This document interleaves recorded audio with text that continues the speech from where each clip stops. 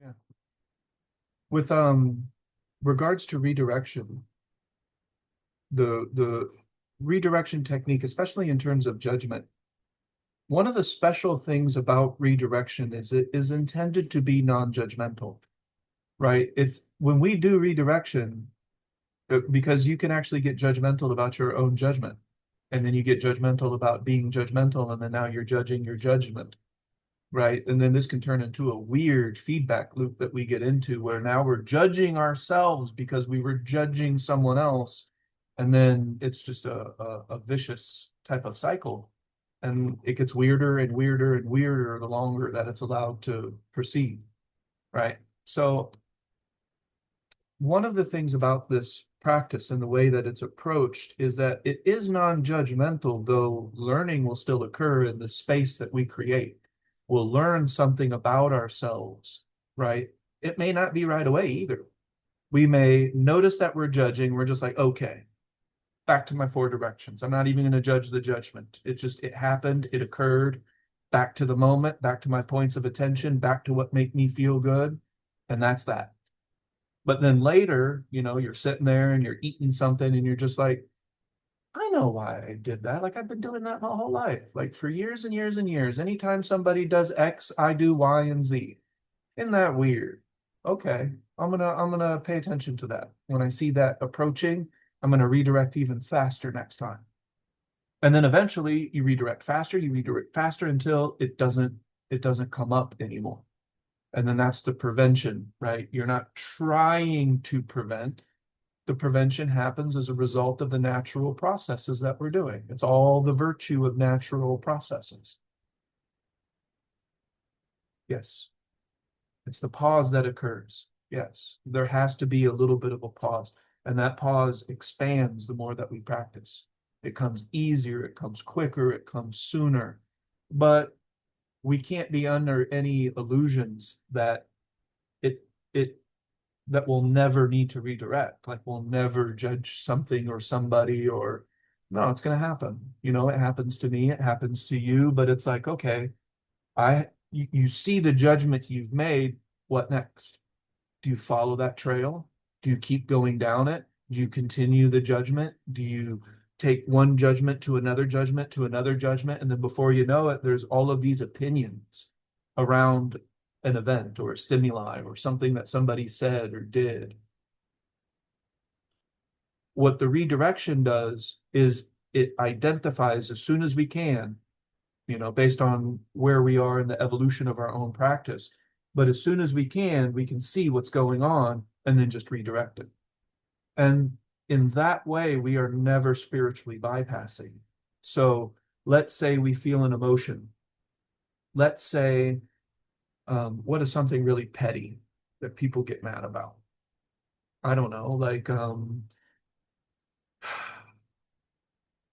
don't know. I'm trying to think of something really petty and I can't. Uh, Getting cut off in traffic or something, right? What's That's yours? what I Me. was going to mention. Yeah. What was yours, Donna? He offended me. He offended That was me, a right? mistake. Yeah. Yeah, yeah. Like somebody said something and it's like, oh, he offended me. So let's say that somebody says something and you get offended. That's not necessarily an error. It's just the habit. That's just what's been occurring for a very long time, and that's okay. The emotion that you're feeling is okay. What's happening is okay. But because we're not new to being human, we know what happens if we go down paths, if we give it energy, if it gains momentum. We know well enough that it will turn from one thing to another thing to another thing that we don't want. And so in this way, when one of the practices I'm developing is an emotional practice. And of course, it's going to relate to Chinese medicine because it needs to be within my scope of practice to offer to people. But often throughout the day, I have to stop and say, Ernest, where are you? Where are you in the categories, the functional grouping that you've created for yourself? Because it's easier to remember to have a nice functional grouping to go back to. Where are you right now? Oh, you're getting really irritated by small things. Like every little bit is just grinding your gears. That's an Ernest thing, not a Donna thing or a Shayna thing or an Ida or Lauren thing. I'm the one getting irritated at things that I wouldn't normally get irritated at. So that's me. Oh, okay, I can see that now. And then I can redirect and go back to the practice. But it's not ignoring, it's not, of course, it's not judging, and it's absolutely not getting down on ourselves, which is, I think, what we're also talking about with judgment. Like when we judge ourselves, it's a form of getting down on yourself. Very rarely does a person use that term, judge ourselves, when they're congratulating, like when they did something good and like, yeah, I did really good. People don't typically use the term you judged yourself in that regard. It still is, if you look at it, I guess it's still a form of judgment, but we typically associate negative things to the word judgment. And then we have to differentiate things like judgment from discernment, because you need to be able, your brain wants to judge situations, is this person safe? Maybe they're 100,000% safe. They're perfectly safe. But in your life, in your experience, based on everything so far, you judge. And it happens. It's going to happen. But it's not so much about things not happening. It's more about what do we do when we observe it ourselves, when there's self-awareness and we can see it. And that is the question. Where is my mind? Where is my practice? When I'm doing my emotional practice, where are my emotions and what am I doing with them? It is almost always negative, isn't it, Eden?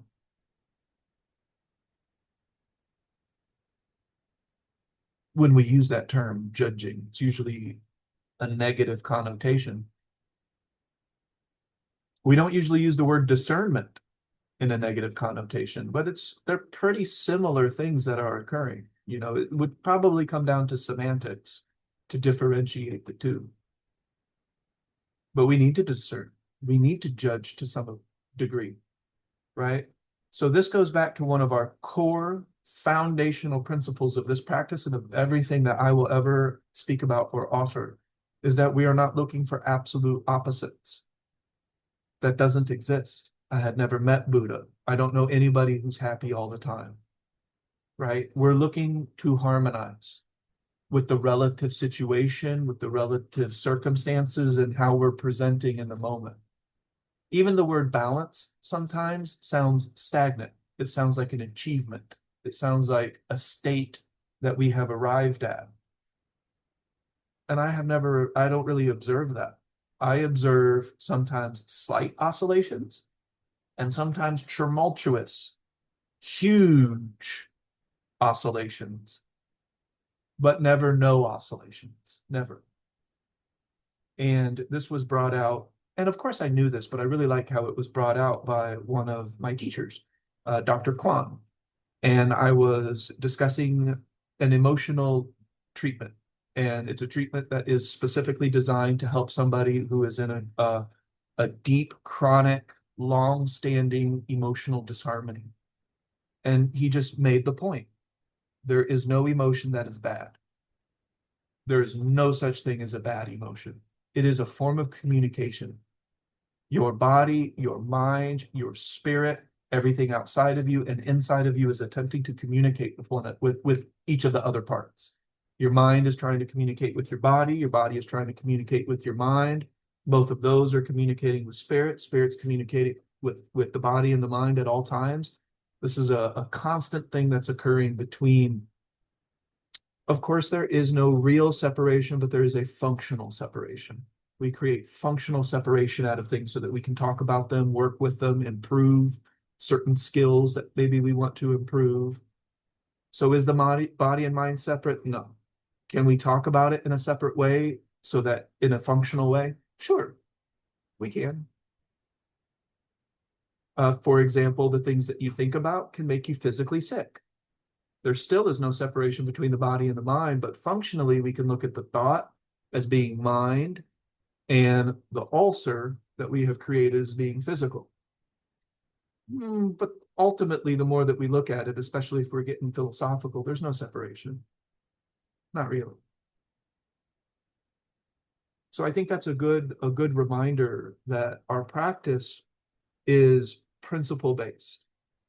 And one of those principles is that we do not necessarily, even though sometimes we do, the opposite extremes are not the goal. And in fact, when I hear opposite extremes as the goal, my mind instantly, maybe even habitually, repetitively, and maybe it doesn't serve me, but my mind will immediately call bullshit. So when someone is like, we're aiming to never feel fear, I'm like, what? Why? Why would you not want to feel fear? Like, I get it. Pathological fear. Fear is the root of a lot of dysfunction, of course. But that doesn't mean that we should never have, you can't have courage without fear, right? So we're looking for a relative harmony between opposites. I say relative because that means that it's still oscillating. Yes, Donna. I think just a little bit deeper into that. If I have fear, I go, it serves me so much better to go to sit instead of trying to find, it's like the pain in my foot. Instead of focusing on getting rid of the pain in my foot, I go into the pain of my foot, breathe into the pain of my foot. And then I notice as I'm walking, how I'm walking on that foot and the subtle changes of rolling off my foot and how that feels to my foot. And is it a release of tension or is it an increase of tension? And so I've accepted that there is pain in the foot. I don't have to own it. It's not my pain. I don't have to call it plantar fasciitis. I don't really even care what it's called.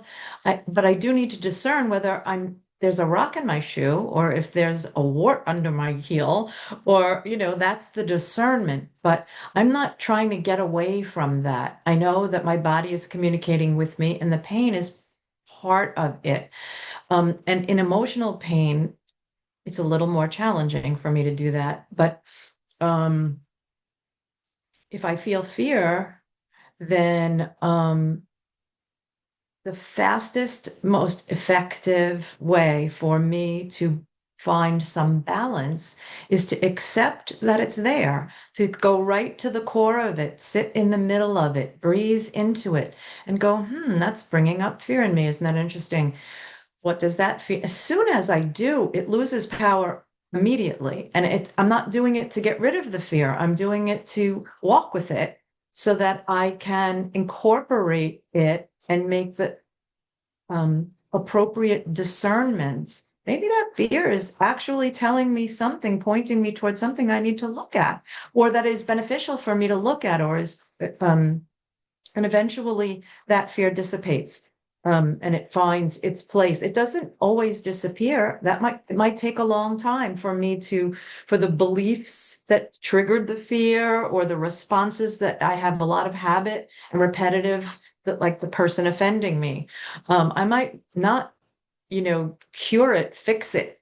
There's not a destination to get to, but walking with it, examining it, it's just as much a part of me as remembering my breathing. It's just a thing. It's just the thing that I'm observing from a place of awareness, as opposed to, is this my ego talking or is this where's that? What is this fear about? Let's look at it. Let's bring it with me into my practice.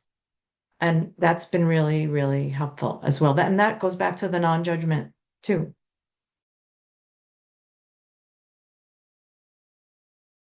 I think you're muted. Yeah, and I would say that with that tactic of utilizing specific techniques during those certain situations, I think that's just incredibly important. Like it's the reason why this practice wouldn't include bypassing, right? Because you didn't bypass anything. No, I can be content. Yeah. With the fear or without the fear. Yep. It's just 2 degrees. And I Right. don't have to, happiness isn't skipping down the street and, singing a happy tune all the time. It's when I'm deliberately aware and I'm not fighting against anything, I'm pretty happy. And I could be having a fear of something at that moment, or I could have a pain in my foot. or I Yes. could, whatever, been given a diagnosis, and it's like, I feel the same as before you gave me the diagnosis. I just know something now that I didn't know before, but I'm not going to place a whole lot of meaning on that in this moment. In this moment, everything just is the same as it was in the moment before. Mhm. Except I have more data now. That's it. Right. Yep.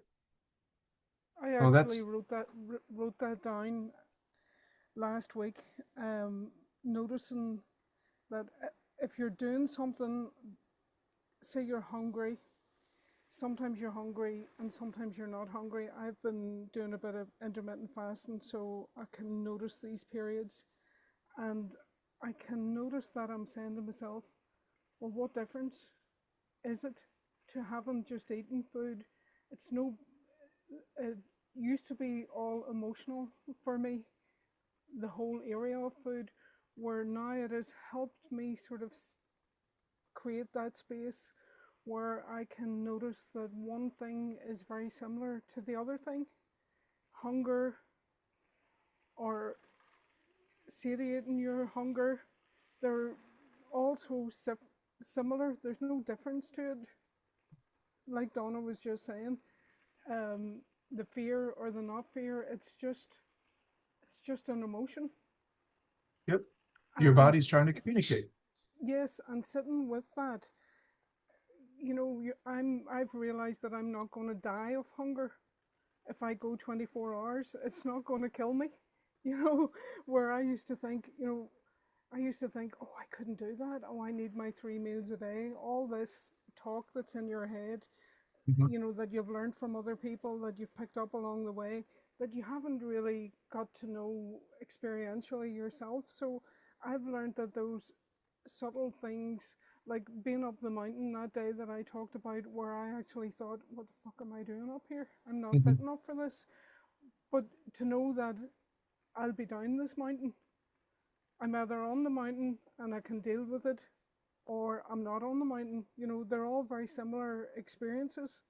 And it's just getting through that moment, and using the practice in those moments has been so beneficial, because you can create that space to break up that past thought stream that you used to have, that was a habit that sent you down a rabbit hole, where now you can create space for the new thing to come in that moment. And there's nothing different about it. It's just, I'm finding things are quite the same, but not in a bad way. Not in a, I'm bored with things, but things are the same. There's no difference in it. It's probably emotions I'm talking about here. Yeah. There's no difference in it. There's no difference in those emotions. They're Mhm. just emotions and thought streams that are affecting your body. Yes. I think Ida is illustrating that the Mhm. principles are the same. Yeah. She's Yeah. finding that the principles are the same in situations that normally, well, in the past would have seemed extreme or Mhm. out of balance. Balance is relative, and now the just exercising the principles is all you need to do, whether you're on the mountain or whether you're just going through your morning or whether you're opening the refrigerator before you take something to eat. It's all the principles are the same, and that it's not boring because everything is changing all around you at the same time, but the principles remain the same. Right. That's why they're principles. Mhm.